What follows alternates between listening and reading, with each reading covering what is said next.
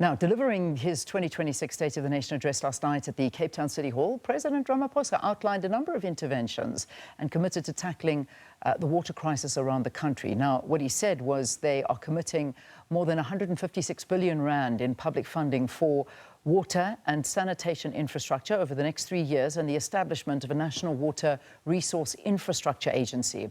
The president also announced the deployment of the SANDF to support the police against the scourge of gang violence and illegal mining areas in Gauteng and the Western Cape.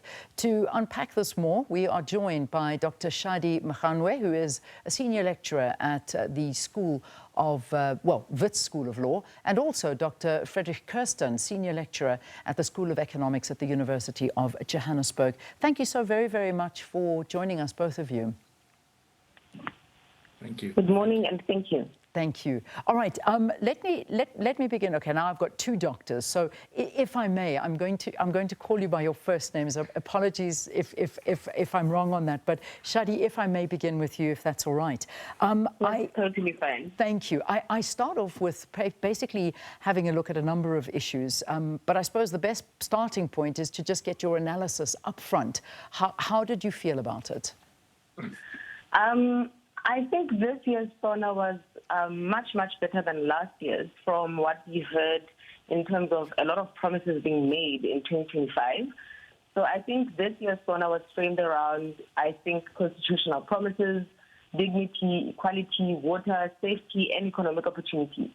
So I think the president was very intentional this time. He clearly positioned this year as one of the state's capability and enforcement. Or this year's Sona as under capability and enforcement. So particularly against organized crime, infrastructure collapse, and also local government dysfunction. So the key question, however, based on that address is not whether commitments are well articulated, but whether the state has the institutional capacity to implement them. While these were great ideas and strategies that were put forward, I think we will have to wait, as everybody said yesterday, wait for the budget. Yeah. All right, so we'll dig into a little bit more. Frederich, if I may ask you the same, your quick snapshot analysis of the President's Sona. Yes, I would like to echo what Dr. Shadi has said. I think it's so important to see that there was progress from what has happened in the last few, especially from last year. I think the biggest thing is from the GNU.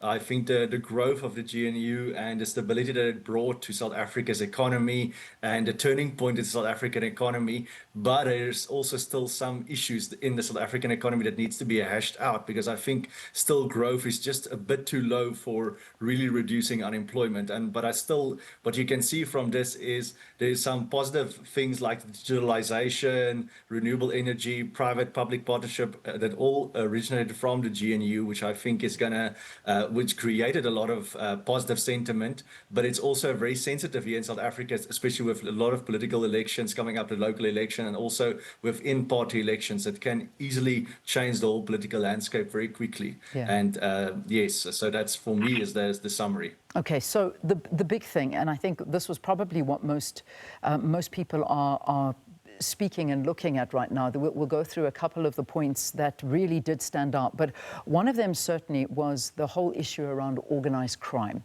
and the deployment of the SANDF. So this is I imagine a big development for a problem that has been around for a long time. So I suppose one can ask the question, is this a bold reform, or is it a late response to a crisis that's been there for a while, whether we talk to the crime situation and the water situation? But let's focus on the crime situation now. And, you know, if I can first come back to you, Shadi, in terms of this, deploying now the SANDF to these hotspot areas, give me your views on it. I think it's exactly what you just alluded to earlier. I think it was left until it was too late.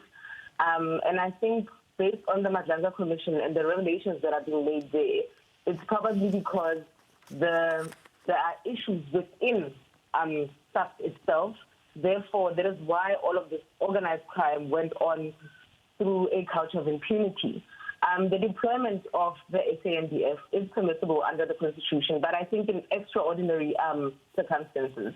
So I think this is one of them because it was left until it was too late. Yeah. And I think the reason why this is an extraordinary measure, the reason why it's an extraordinary measure is because crime falls under the duties of the police.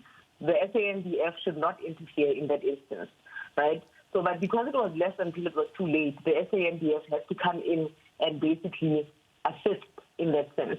And I think this reflects the severity of the crime crisis in the country, not just the Western Cape and Gauteng. So the constitutional safeguard in this instance would be parliamentary oversight, which the president referenced as well.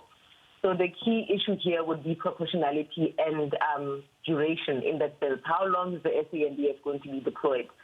I think security interventions can stabilize a crisis, but long-term safety depends on rebuilding investigative capacity and also prosecutorial success. Yeah. So I want to ask you now, Frederich, in terms of an economic standpoint, and now obviously crime is one of the biggest inhibitors of growth in this country. It really is. And it, I imagine investors look from afar, they watch and they see what's going on. What does this say to investors when a country actually needs the army or the SANDF to stabilize crime hotspots in the country, something that unfortunately the police cannot do alone? And the president also mentioning, I will ask you this as well, in terms of what's coming out at the Madlanga Commission and the Parliamentary Ad Hoc Committee. I mean, these things must have a very detrimental effect on investor confidence in the country. Yes, I think that's completely true. I think one of the biggest issues is what has happened this year with the police in South Africa. The government really didn't have a choice but to act. And I think one of the reasons why was because of the failing institutional trust. And institutional trust, we must remember, is not just internally. It's not just your own people maybe losing trust in the systems, but it's also people from outside looking into how the country is run, how these systems are put in place, because those are the institutional systems that is needed for investments. Investors need those systems in place.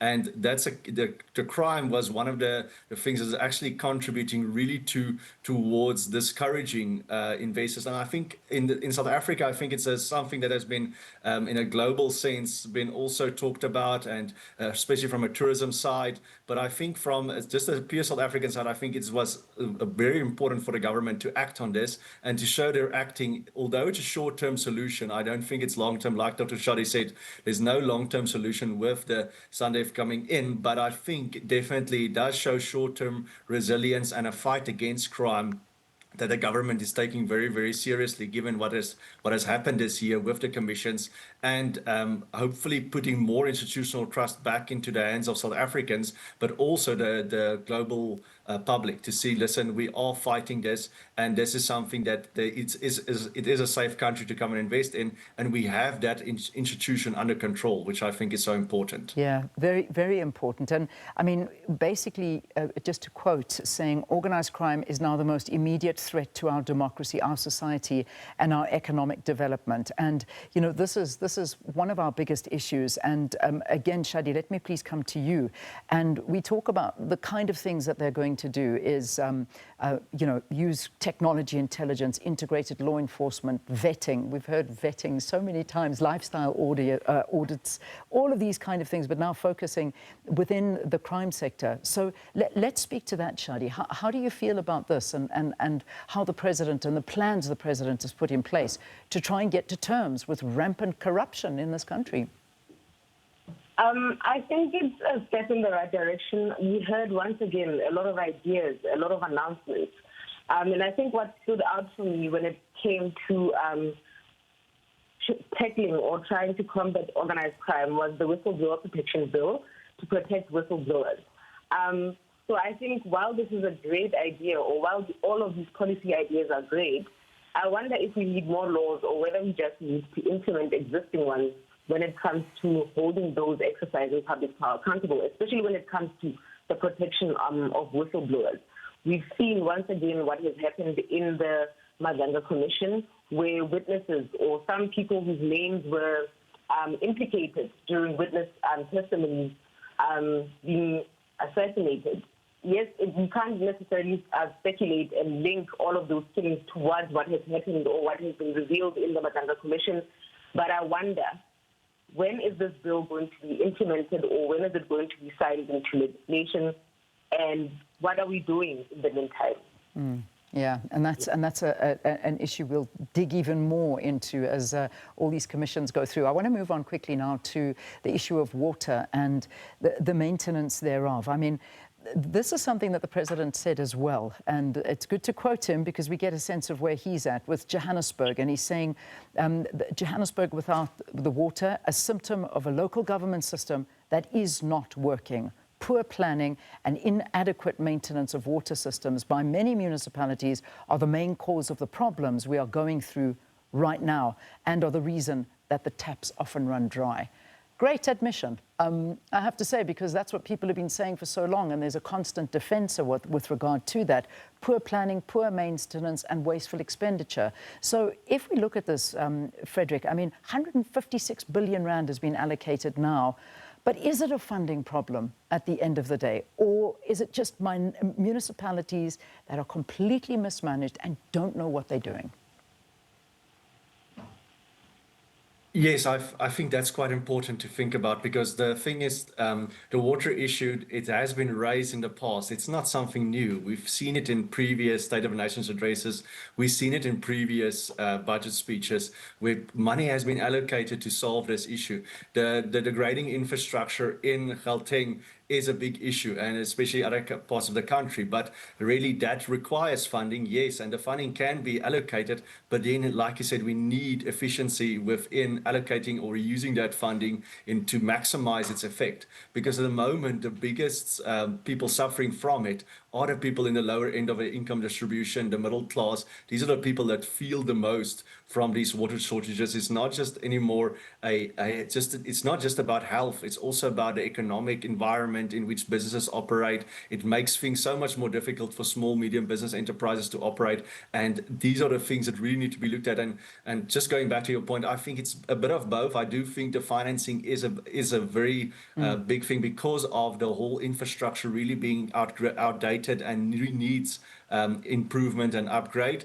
and that requires money. But I think also it's an allocation of money that's so important. Yeah, it really is. And how it's allocated and efficiently. And used in the right way. And then, Shadi, I bring you into this because when we look at what the president also went on to say is that municipal managers could face criminal charges for failure. And this is something we would love to see happen, that people are actually held accountable for the mismanagement and the state of municipalities and they find themselves in. What do you make of that? Hasn't this threat been posed before and nothing's come of it? Or perhaps maybe I missed that. I don't know. What do you think of that? Once again, it goes back to what I said in terms of new laws or policy ideas, right? So the Water Services Amendment Bill is still exactly that. It's a bill, which is something that they want to use in order to hold water service providers accountable for their performance and also probably withdraw their licenses where they fail to deliver, right? What other legislations do we have right now to hold those people accountable when exercising that public power? Because at the end of the day, they are exercising public power and they should be held accountable. And the president correctly links infrastructure collapse to systemic municipal failure, right? But the real issue is not necessarily whether we can hold people accountable. I think we can. We have great laws in South Africa. The real issue will be whether accountability mechanisms are strengthened and implemented. Money alone does not solve governance failures, right? We have seen funding being allocated before, and the question here is whether consequence management follows where infrastructure collapses due to mismanagement.